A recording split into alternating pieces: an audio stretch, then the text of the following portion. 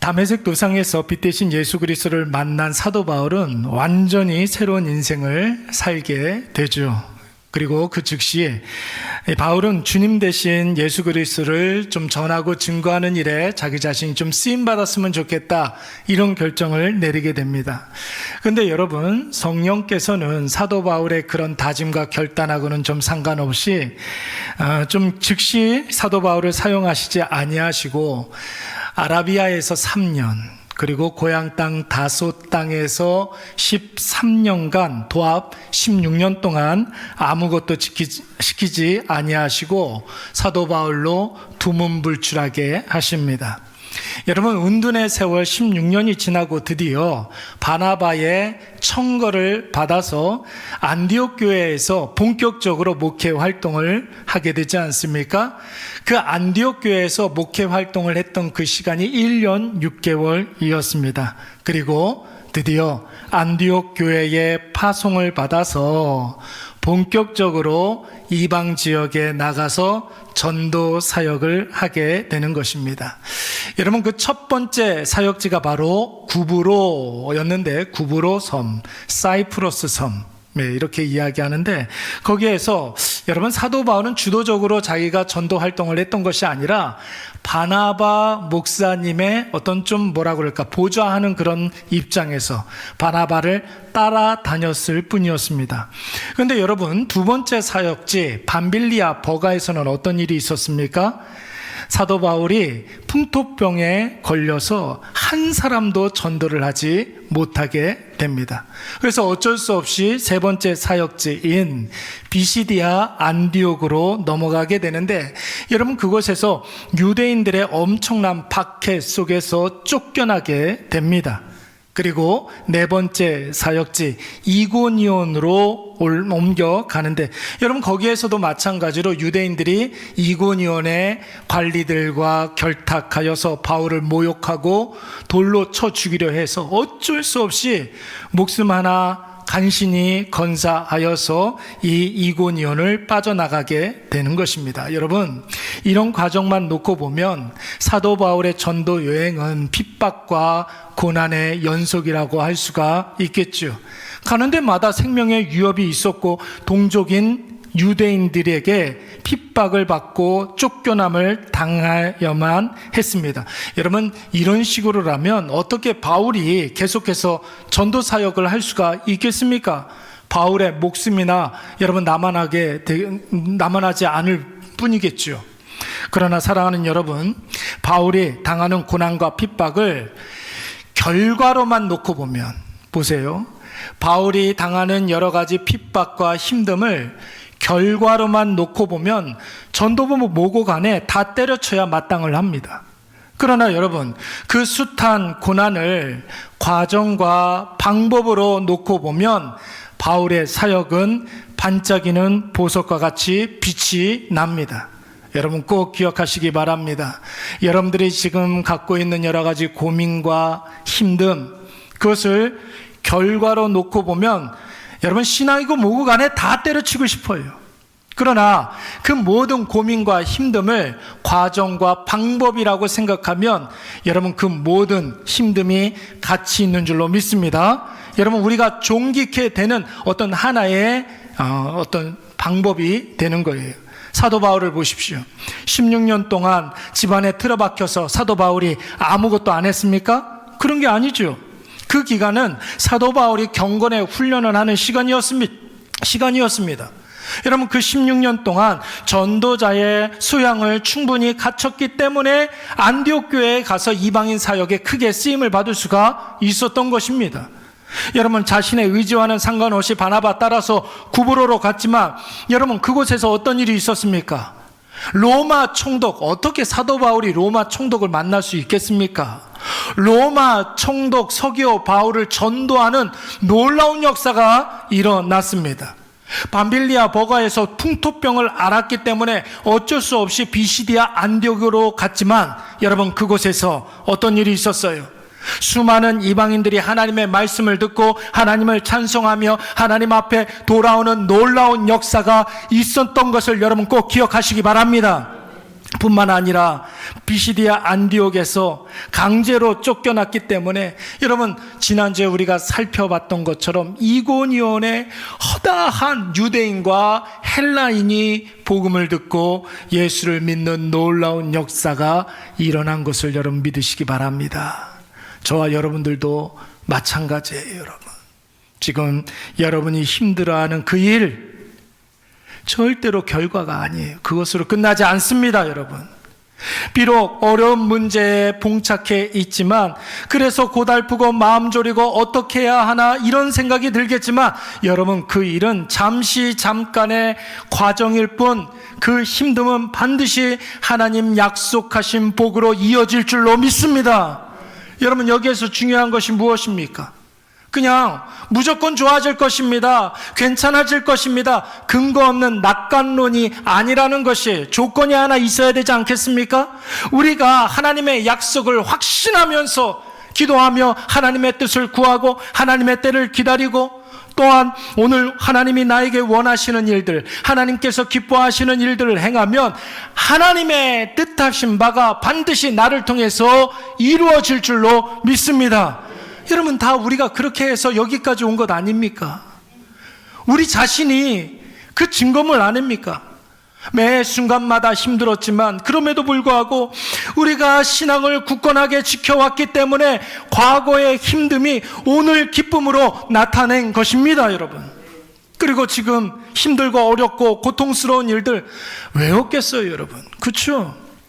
어느 누구도 힘듦 없이 마냥 좋다 이런 사람은 아무도 없습니다. 다 어려움이 있어요. 그러나 오늘 우리가 하나님이 나와 함께 하시고 하나님이 나를 위해서 지금도 일하심을 믿고 주님 뜻대로 살면 주님의 말씀대로 살면 결국 머지않은 미래에 하나님의 때가 이르게 되면 힘든 만큼의 기쁨이 있을 줄로 믿습니다. 생각하건대 현재의 고난은 장차 우리에게 나타날 영광과 비교할 수 없도다. 우리가 잠시 받는 환난에 경한 것이 지극히 크고 영원한 영광에 중한 것을 우리에게 이루게 함이니 우리가 주목하는 것은 보이는 것이 아니요 보이지 않는 것이니 보이는 것은 잠깐이요 보이지 않는 것은 영원함이라. 그러므로 너희가 이제 여러 가지 시험으로 말미암아 잠깐 근심하게 되지 않을 수 없으나 오히려 크게 기뻐하는도다. 할렐루야. 여러분 가짜와 진짜의 차이가 무엇입니까? 가짜는 여러분 흔해요. 가짜는 어딘가 보면 조금 뭔가 이상해 어색해요. 가짜는 결국은 수치를 당하게 되어 있습니다. 근데 여러분 진짜는 여러분 어떻습니까? 여러분 희소성이 있어요. 흔하지 않아요. 진짜는 여러분 결국은 우리를 승리케 하는 줄로 믿습니다. 진짜는 우리에게 안심을 주고 진짜는 우리에게 평안을 주는 것이에요. 그렇지 않습니까? 여러분 가짜는 나보다 다른 사람이 먼저 알아본다는 거예요. 여러분 가짜 평안을 누리지 마시기 바랍니다. 이단과 사이비에 가서 앉아있는 사람들은 그게 전부라고 생각할지 몰라도 그것이 자기에게 평안을 준다 할지 몰라도 여러분 자기만 몰라요. 가짜는 다른 사람이 먼저 알아본다며요. 여러분 가짜는 평안이 아니라 결국 수치를 주는 것이에요. 여러분 오늘 우리는 진짜 평안을 구하시기 바랍니다. 지금 잠깐 우리가 힘들고 어렵다 할지라도 우리가 하나님의 뜻을 구하고 기도로 하나님의 때를 기다리며 하나님께서 기뻐하시는 그 일들을 감당하면 반드시 주님의 때가 이르렀을 때 우리의 손을 들어 하나님께서 승리를 선포해 주실 줄로 믿습니다. 이것이 바로 하나님의 자녀들에게 주시는 내일에 대한 소망이라는 것이죠. 하나님이 하시리라. 하나님이 하시리라. 하나님이 내 근심 변하게 하여 주셔서 기쁨이 되게 하시리라. 하나님이 내 마음속에 있는 억울함을 변하게 하여 주셔서 승리케 하시리라. 하나님께서 내 마음속에 아픔과 상처 변하게 하심으로 말미암아 결국은 우리의 삶에 환희가 넘치게 하시리라. 여러분 오늘 사도 바울을 보십시오. 이런 기대와 소망이 있었기 때문에 피시디아 안디옥에서 억울하게 쫓겨났지만 여러분 그 억울함을 가지고 좌절하지 아니하고 이고니온에서 만나게 될 하나님의 역사를 기대하며 소망 가운데 힘차게 발길을 이고니온으로 옮길 수 있었던 것입니다. 여러분 이고니온에서도 마찬가지예요. 돌에 맞아서 죽을 뻔했지만 죽음에 대한 두려움이 아니라 루스드라, 다음 행선지 루스드라에서 만나게 될 큰 부흥을 기대하며 성령님의 인도하심을 따라 기쁨으로 순종할 수가 있었던 것입니다. 자, 그러면 여러분 바울의 제1차 전도 여행의 몇 번째? 5번째 도시 루스드라에서 사도 바울에게 어떤 일이 있었는지 우리 한번 8절 말씀 다 같이 한번 읽어보도록 하겠습니다. 루스드라에서 시작. 루스드라에 발을 쓰지 못하는 한 사람이 앉아 있는데 나면서 걷지 못하게 되어 아멘. 여러분 사도 바울이 루스드라에서 어떤 사람을 만났습니까? 선천성 하반신 장애를 가지고 있는 사람을 만났습니다.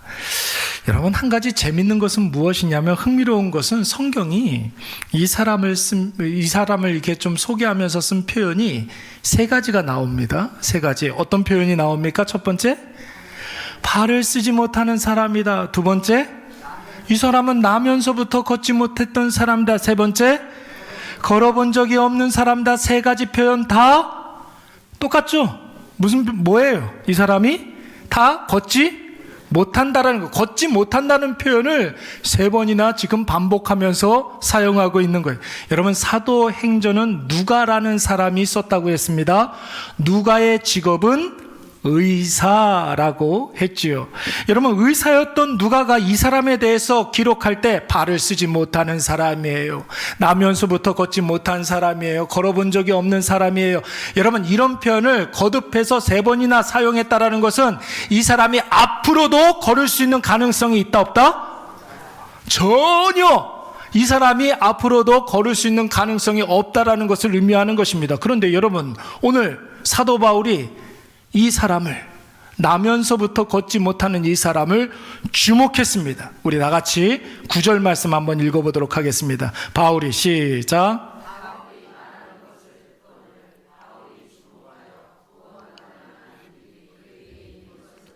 아멘. 이 사람이 왜 여러분 바울이 이 사람을 왜 주목했습니까? 바울이 전하는 말씀을 뭐 했다는 거예요? 들었다라는 거예요. 들었다라는 거예요. 바울이 전하는 말씀, 여러분 무엇을 전했을까요? 바울이? 그렇죠. 예수와 복음을 증거했겠죠. 그러니까 이 사람은 예수와 복음에 대해서 들었다라는 것이에요. 복음을 들으니까, 예수에 대해서 이야기를 들으니까 그의 표정이 싹 바뀌는 거예요. 그의 표정만 바뀌는 것이 아니라 그의 태도와 그의 자세가 달라지기 시작했습니다. 그러니까 여러분 바울의 눈에 그가 보이기 시작했던 것이 주의 깊게 그를 볼 수밖에 없었던 것입니다. 여러분 설교하는 목회자 가만히 한번 생각을 해보세요. 설교는 여러분 단순한 기능이 아닙니다. 말 잘하기 때문에 설교를 시키고 그러는 게 아니죠. 여러분 말 잘하는 사람 이 단위에 세워가지고 설교하라고 그러면 무슨 말이라도 하긴 하겠죠. 그런데 여러분 설교는 영적인 사역이에요. 말 잘한다고 해가지고 설교를 할 수가 있는 것이고 못하고 이런 게 아닙니다. 여러분 그렇죠. 여러분 설교를 할 때에 그 시간에 임하는 성령의 임재하심이 분명히 있습니다. 그래서 여러분 설교를 할 때에 가장 은혜를 많이 받는 사람이 누구일까요? 목사가 제일 많이 은혜를 받아요. 그래서 여러분 갑자기 설교하다가 저 목사님이 갑자기 막 뜨거워져서 소리를 막 고래고래 지르고 막 그럴 때 있어요. 예, 그럴 때가 종종 있습니다. 저 혼자 열받아가지고 막 은혜가 충만한 거예요. 설교를 할 때 성령께서 임재하셔서 여러분 그런 말씀들을 마음에 새겨놔야 합니다. 뿐만 아니라 어떤 분들은 설교 말씀을 이렇게 할 때에 하나님이 나에게 주시는 말씀이라고 확신하면서 열린 마음으로 그 말씀을 완전히 나의 것으로 삼는 분들이 있어요. 그런 사람은 여러분 뭐부터 달라질까요? 표정부터가 달라져요. 그 눈에서 막 저를 막 다 빨아들이고 있는 것이 느껴져요. 여러분, 그런 사람에게는 반드시 놀라운 성령의 역사가 일어날 줄로 믿습니다. 전화 와요. 앞에서 보면 다 보이거든요. 표정이 달라지고 자세가 달라지고, 여러분, 그의 자리에서 막 광채가 나는 것이 느껴져요. 이런 사람은 결국은 전화가 와요. 목사님, 저의 삶 속에서 이런 변화가 있었습니다.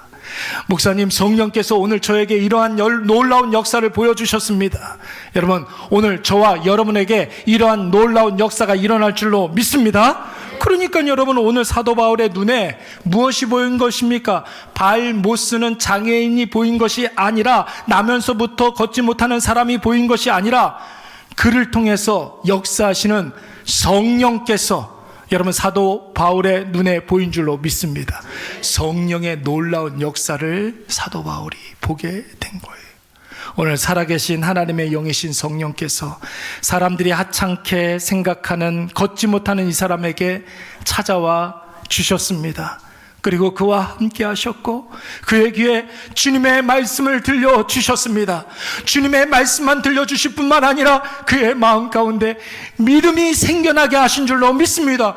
그러니까 여러분, 그의 태도가 달라지는 거예요. 그의 얼굴 표정이 달라지는 거예요. 그리고 그의 미래를 완전히 새롭게 해주신 줄로 믿습니다. 여러분 보세요. 제가 몇 주 동안 계속해서 말씀을 드리지만, 사도 바울이 새로운 도시에 이렇게 가게 되면 제일 먼저 어디부터 간다고 그랬습니까? 유대인의 회당부터 간다고 그랬어요. 회당에서 구약 말씀을 잘 설명해 주고, 그 구약에서 예언하신 구원자가 바로 예수 그리스도라는 사실을 이렇게 설명을 해 줬습니다. 그러면 가장 먼저 구약 성경을 알았던 유대인들이 믿고, 유대인들이 믿으니까 그와 함께 있었던 헬라인들이 믿고, 이방인들이 믿었습니다. 그런데 여러분, 오늘 루스드라에서는 바울이 어디로 갔습니까? 유대인의 회당에 갔습니까? 안 갔습니까? 안 갔어요. 이 루스드라에서는 이상하게도 사도 바울이 유대인의 회당으로 가지 아니하고 사람들이 많이 모이는 루스드라의 큰 광장 같은 곳에 가서 복음을 증거하게 됩니다. 여러분, 사도 바울이 왜 유대인의 회당으로 가지 아니하고 사람들 많이 모이는 곳으로 갔겠습니까? 이유는 간단해요, 여러분. 루스드라의 회당이 없었기 때문에 그런 것이에요. 그 루스드라에서는 유대인의 회당이 없었기 때문에 사람들이 많이 모이는 곳으로 가서 예수와 복음을 증거했던 것이죠. 여러분, 지난주에도 그런 이야기 하지 않았습니까? 유대인들은 7명만 모이면 회당을 하나 만든다고 그랬어요. 그런데 회당이 없다라는 것은 그 루스드라에 유대인들이 거의 살지 않았다라는 것이죠. 여러분, 당시에 루스드라는 로마에 살고 있었던 퇴역 군인들, 은퇴한 군인들 있잖아요. 여러분, 그 군인들을 억지로 이 루스드라에 이주시켜서 인위적인 도시를 만들었습니다. 그러니까 여러분, 유대인들이 그곳에 살 리가 없는 것이죠. 그래서 바울은 사람들이 많이 모이는 곳으로 가서 예수와 복음에 대해서 강연을 시작했던 것이고, 그 바울이 증거하는 예수에 대해서 들었던 사람이 오늘 선천성 하반신 마비자가 그 예수 그리스도의 말씀을 들었던 것입니다. 여러분, 만약에 루스드라에 유대인들이 상당수 살았다고 한다면 여러분, 뭐가 있었을까요? 회당이 있었겠죠. 그러면 사도 바울이 어디 가서 복음을 증거했을까요? 회당에 가서 복음을 증거했을 거예요. 여러분, 회당은 장애인들이 들어갈 수가 없습니다. 그때 당시에 회당은요, 여러분, 장애인들을 무슨 죄인 취급하는 그런 나쁜 습관이 있어가지고 조금이라도 장애가 있는 사람들은 회당에 들어오지 못하도록 했습니다. 자, 여러분, 사도 바울이 회당에 들어가서 복음을 증거했다고 한다면 오늘 이 선천성 하반신 마비자가 주의 복음을 들었겠습니까? 들을 수가 없었던 것이죠. 만약에 바울이 광장에서 복음을 목 놓아 외치고 예수를 간곡하게 증거를 했어도, 만약에 이 장애인이 바울의 설교를 듣지 못했더라면 이 사람에게 변화가 있었을까요? 없었을까요? 그 어떤 변화도 없이 자기 평생을, 자기 인생을 저주하면서 절망 속에 살아갔을 것입니다. 그러나 오늘 이 몸이 불편한 사람이 사도 바울의 말씀, 설교를 들은 줄로 믿습니다. 예수님에 대해서 들었어요. 하나님의 말씀을 들었습니다. 그리고 그 마음속에 주인이 달라졌어요. 자기 마음이 주인으로 삼고 살았던 그가 이제는 그 마음의 주인이 달라졌습니다. 예수 그리스도께서 그의 마음의 주인이 되어주셨습니다. 죽지 못해 살던 그에게 삶의 소망이 생겨나기 시작했고, 멸시와 천대 속에 살았던 이 사람이, 살았으나 죽은 자 같았던 이 사람이 이제는 찬란한 예수 그리스도의 빛으로 완전히 새로워진 줄로 믿습니다. 이 사람에게 어떤 변화가 있었는지 제가 이 말씀 9절 말씀을 읽으면 여러분 다음 말씀 10절 말씀을 읽으시기 바랍니다. 제가 이 말씀을 읽습니다. 바울이 말하는 것을 듣고는 바울이 주목하여 구원받을 만한 믿음이 그에게 있는 것을 보고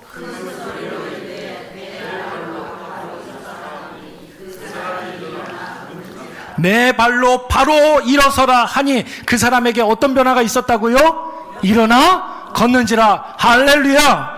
바울이 영적인 눈으로 그에게 성령의 놀라운 변화가 일어나는 것을 보고 큰 소리로 외쳤습니다. 내 발로 바로 일어서라. 너무 클까봐 제가 마이크를 끄고 여러분, 그때에 어떤 일이 일어났냐면 그 사람이 일어나 걷는지라. 태어나서 단 한 번도 걸어본 적이 없는 하반신 마비자가 그 즉시 앉아 있었던 그 자리에서 벌떡 일어난 줄로 믿습니다. 여러분, 어떻게 이런 일이 일어날 수 있단 말입니까? 하나님의 말씀이 선포되었을 때 성령께서 그 말씀을 선천성 하반신 마비자의 귀에 들리게 하셨고, 여러분 그 말씀이 귀에 들릴 뿐만 아니라 여러분 그 하나님의 말씀이 성령께서 또한 그의 마음 가운데 믿음으로 자리하게 하셨다라는 것이, 그러니까 여러분 말씀이 들리고 마음의 믿음으로 가득 차니까 그의 삶에 변화가 자동으로 일어난 줄로 믿습니다. 사랑하는 여러분, 이 사건을 사도 바울의 입장에서 한번 생각을 해보세요. 여러분, 안진뱅이가 그 자리에서 벌떡 일어났던 그 사건을 보면서 사도 바울이 무슨 생각을 했겠습니까? 이고니온에서, 루스드라 오기 전에 이고니온에서 복음을 증거했을 때 수많은 유대인과 이방인이 예수 그리스도를 믿었습니다. 그래서 그곳에서 몇 개월 동안 복음을 증거하고 싶었는데 유대인들과 관리들의 핍박으로 인해서 돌로 쳐 죽이려고 해서 어쩔 수 없이, 여러분 이고니온에 더 있고 싶었는데 억울한 마음을 가지고서 루스드라로 옮겨왔습니다.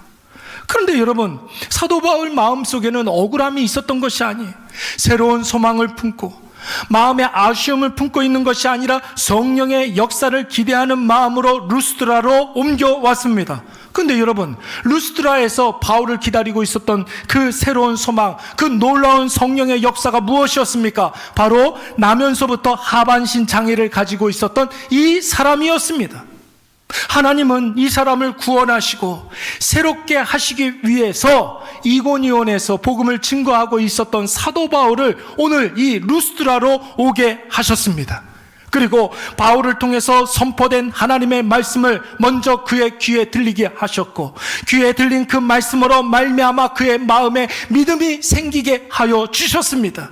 귀에 들린 말씀, 마음에 가득한 믿음으로 말미암아 여러분 어떤 변화가 일어났어요? 그의 다리에 힘이 붙게 되고 강건케 되는 놀라운 역사가 일어난 줄로 믿습니다. 여러분, 오늘 우리에게도 이러한 변화가 있을 수 있다라는 거예요. 여러분, 귀로 하나님의 말씀을 듣고 그 말씀이 우리 마음속에 믿음으로 자리하게 되면 그때부터는 여러분 내 마음이 내 인생을 이끌고 가는 것이 아니라 여러분 그때부터선 믿음이 내 인생을 끌고 가는 거예요. 말씀이 내 인생을 끌고 가는 거예요. 믿음이 이끌고 가는 그 인생에게는 놀라운 변화가 일어나는 줄로 믿습니다. 내가 내 인생을 살아갈 때는 아무런 변화도 없고 정말로 근심과 걱정과 절망만이 가득할 뿐이지만 믿음이 내 인생을 끌고 가면 여러분 믿음의 역사가 일어나는 줄로 믿습니다. 여러분, 오늘 이 사건과 성경에 아주 유사한 사건이 또 하나 있었습니다. 오늘은 사도 바울을 통해서 선천성 하반신 마비자가 벌떡 일어나는 사건이었지만, 여러분, 그보다 앞서서 베드로 사도에게도 이러한 사건이 똑같이 일어났어요. 사도행전 3장 말씀을 보시면 베드로와 요한이 구시 기도 시간에 맞춰서 성전에 올라가고 있었습니다. 근데 여러분, 그때 사람들이 가장 많이 모이는, 가장 많이 다니는 성전의 미문, 아름다울 미자를 써서 가장 아름다운 문 앞에 구걸하던 한 거지가 있었습니다. 그 사람은 장애를 가지고 있었던 사람이었어요. 나면서부터 한 번도 걷지 못했던 사람이었습니다. 그래서 그 사람은 할 일이 없어서 사람들에게 구걸하고 다니는 거지로 전락해버리고 말았던 거예요. 처음에는 여러분, 베드로와 요한이 이렇게 지나갈 때 한 분 줍쇼 했습니다. 흐리멍텅한 눈으로 구걸했습니다. 여러분, 이 선천성 하반신 마비자 거지에게 베드로가 다가가서 뭐라고 그랬느냐면, 자, 정신 똑바로 차려. 자, 이보세요. 정신을 똑바로 차리고 나를 보세요. 나를 주목하세요. 아니, 딴 데 쳐다보지 말고 날 보세요. 지금 베드로가 이 안진뱅이 거지에게 그렇게 이야기하는 거예요. 그래서 이 하반신 마비자 장애인 거지가 정신을 똑바로 차리고 베드로가 하는 말을 귀담아 들었습니다. 그때 베드로가 뭐라고 이야기했습니까? 사도행전 3장 6절 말씀, 우리가 너무나 잘 아는 말씀, 은과 금은 내게 없거니와 내게 있는 이것을 내게 주노니. 다 같이 시작. 다시 한번 크게 시작. 나사렛 예수 그리스도의 이름으로 일어나 걸어라. 아멘. 여러분, 이 말과 동시에 베드로가 그의 거지의 손을 잡아 일으켰을 때 평생을 앉은 자리에서 구걸하던 선천성 하반신 마비자가 그 자리에서 벌떡 일어난 줄로 믿습니다. 그리고 난 다음에 어떤 변화가 있었어요? 이 사람이 걷기도 하고 막 뛰기도 하면서 자기가 구걸하던 성전 미문을 통해서 찬양하며, 하나님을 찬양하며 그 성전 미문을 통해서 그 성전으로 들어간 줄로 믿습니다. 여러분, 장애인은 성전에 들어갈 수 있다 없다? 없어요. 성전 미문 앞에서 구걸은 평생 했을지언정 이 사람은 단 한 번도 성전에 들어가 본 역사가 없는 사람이에요. 그런데 이제는 장애가 있어요 없어요? 없잖아요. 걷기도 하고 뛰기도 하면서 하나님을 찬양하면서 하나님의 그 성전으로 들어간 거예요. 누가 제지하는 사람이 있었어요 없었어요? 없었어요. 여러분, 성령께서 베드로를 통해서 하반신 마비 거지에게 찾아오신 거예요. 그 성령을 그가 받아들였을 때 성령 그 귀에 하나님의 말씀이 들리게 하셨고 그 마음속에 믿음으로 가득해 해 주신 줄로 믿습니다. 그리고 여러분, 말씀이 들리고 마음속에 믿음이 있으니까 그의 삶의 변화가 일어날 수밖에 없는 것이죠. 한 번도 걸어본 적이 없는 하반신 마비자가 뛰기도 하고 걷기도 하면서 하나님을 높이 찬양했고, 성전에 들어갈 수 없었던 자가 하나님을 막 찬양하면서 담대하게 하나님의 그 성전으로 들어갔어요. 이 사람 저 사람에게 다니면서 한 푼 줍쇼 구걸이다 하던 그 거지가 많은 사람에게 예수는 그리스도이심을 증거하는 하나님의 도구된 인생이 된 줄로 믿습니다. 여러분 중에 한 가지 질문 한번 해볼까요? 여러분 중에 배우자를 첫눈에 반해서 서로 사랑해서 결혼하신 분들이 있습니까? 예? 남자 여자가 이렇게 딱 만나면 그 막 눈에서 막 스파크가 부지직 막 튀지 않습니까? 여러분, 그러면 그 눈을 막을 수가 없어요. 첫눈에 반해가지고 이 사람이다 생각하면서 막 머릿속에서 종이 땡땡 울리고 막 폭죽이 퍽퍽 터지고, 그런 일이 있습니까 없습니까? 일부 예배 때는 제가 있다고 얘기를 했는데, 예. 일부 예배 때 그렇게 한 이유가 있겠죠? 예. 하여튼 뭐 그래요. 여러분, 불같이 사랑을 하면 남녀가 여러분 한시도 떨어지지 않으려고 합니다. 그런데 여러분, 그게 얼마나 갑니까? 얼마나 갑니까 그게? 여러분, 아니 눈이 맞아서 불꽃 같은 사랑을 한다 할지라도 여러분, 서로가 서로에 대해서 다 알아요? 몰라요. 여러분, 때로는 오해를 하기도 하고 때로는 싸우기도 하고 때로는 금긋고 포기해버리는 경우도 여러분 다반사입니다. 사람은 아무리 사랑한다 할지라도 나도 그 사람을 모르고 그 사람도 나를 잘 모르는 게 인간의 한계란 말이에요. 결정적으로 여러분 더 큰 문제는 뭐예요? 나도 나를 잘 모르는데 그렇지 않습니까? 상대방이 나를 어떻게 다 알겠습니까? 그러나 여러분, 인생이 아니신 하나님은 어떻습니까? 하나님은 우리를 창조하셨고 우리를 주관하시는 주인님 되시기 때문에 여러분, 세세한 나에 대한 모든 것들을 다 아시는 분이신 줄로 믿습니다. 나보다 나를 더 잘 아시는 하나님, 내가 알지 못하는 더 깊은 것까지도 다 아시는 분이 바로 우리의 주인님 되시고 우리를 창조하신 하나님이시라는 거예요. 그래서 지금도 우리 곁에서 우리에게 필요한 것을 가장 좋은 때에 가장 좋은 방식으로 계속해서 허락하고 계시는 거예요. 아멘. 여러분, 문제는 무엇입니까? 내 눈에 그 하나님이 잘 안 보인다라는 것이죠. 지난주에 제가 뭐라고 그랬습니까? 하나님 앞에 서야 하나님이 보이지. 하나님을 여러분 등지고 있는데 어떻게 하나님이 보이겠습니까? 여러분, 그런 분들이 많아요. 하나님이 나와 함께 하심이 느껴지지 아니하고 하나님이 나를 위해서 지금 열심히 일하신다는 사실이 믿어지지 않는다, 이렇게 이야기하시는 분들이 꽤 많아요.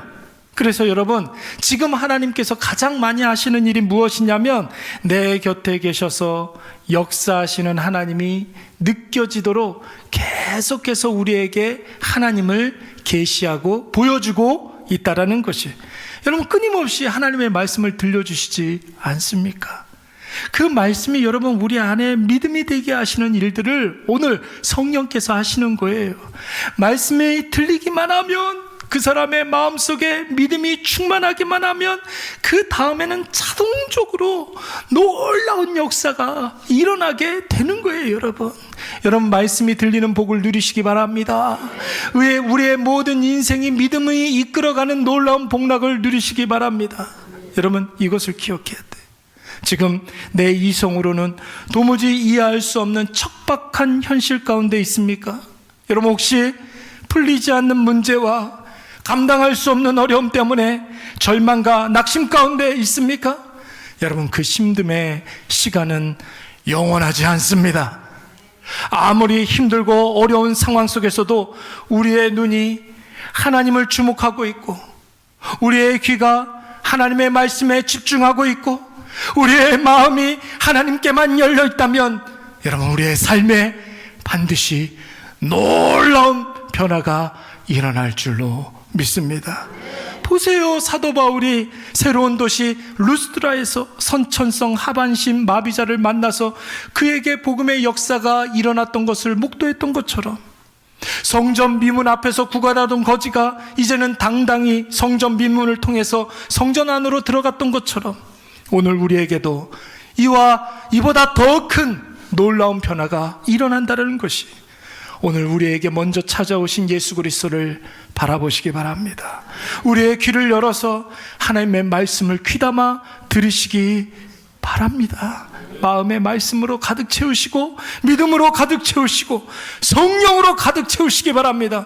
우리의 꺾였던 날개가 다시 펼쳐지게 될 것이며, 여러분, 힘없던 다리에 힘이 붙고 강력해짐으로 100만 불짜리 다리가 될 줄로 믿습니다. 여러분의 인생이 완전히 새로워짐으로 말미암아 여러분 한 사람 한 사람을 통해서 하나님의 은혜의 역사가 나타나게 될 줄로 믿습니다.